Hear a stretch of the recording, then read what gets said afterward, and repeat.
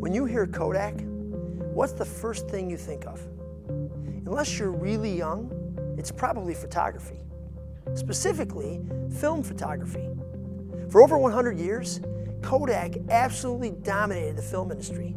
There was no one else. They had 89% market share, and their name was synonymous with photographic film. For most of my life, and probably most of my parents' lives, everyone in the world wanted to have a Kodak moment.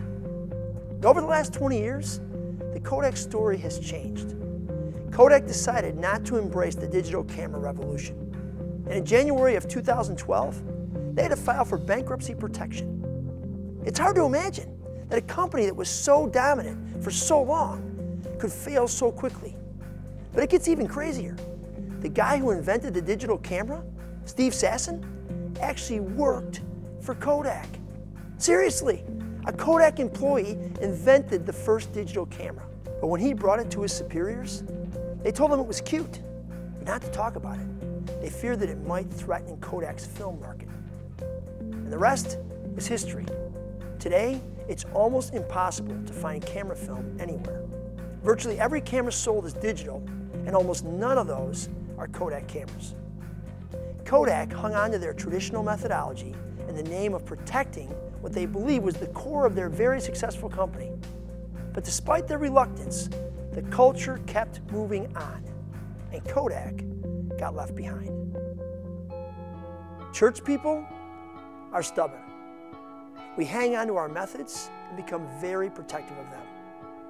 We're very, very reluctant to change. I think that stubbornness comes from a lot of places. One of those is fear. We fear losing members. We fear what it might mean for us if our church changes. And most of all, we fear losing what we have. These fears keep us clinging to what has worked in the past. They prevent us from facing the future and the changes that are already at work in the culture around us. Which isn't to say that we don't change at all, it's just that we do so real slowly.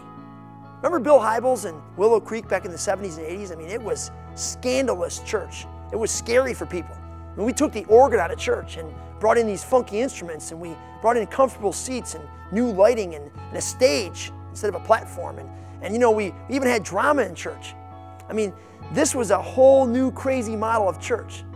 But now, that model has become our new sacred cow.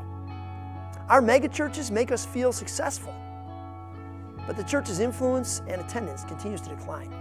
I love this verse from 1 Chronicles. It's part of a description of David's growing army. From the tribe of Issachar, 200 leaders who understood the times and knew what Israel should do. Maybe the church is just missing its tribe of Issachar. Or maybe those leaders are already here and we're ignoring them. Maybe we've told them, just like Kodak told Steve Sasson, to go back to their work and keep their cute little ideas to themselves. Kodak failed because its leaders squandered a golden opportunity to move into a new era with a radical idea, filmless photography. Instead, they radically defended the status quo. I don't want the church to fail for the same reason. I don't want to see us stubbornly defend our current methods just because they're our current methods. I want to see us take some risks, step out in faith, and see what God can do. So that's our challenge, and I'm turning to you for help. What radical ideas do you have that can mold and shape the future of the church? What awesome things have you already seen happening that others can learn from? How can the church grow and change and innovate so that we don't get left behind and forgotten?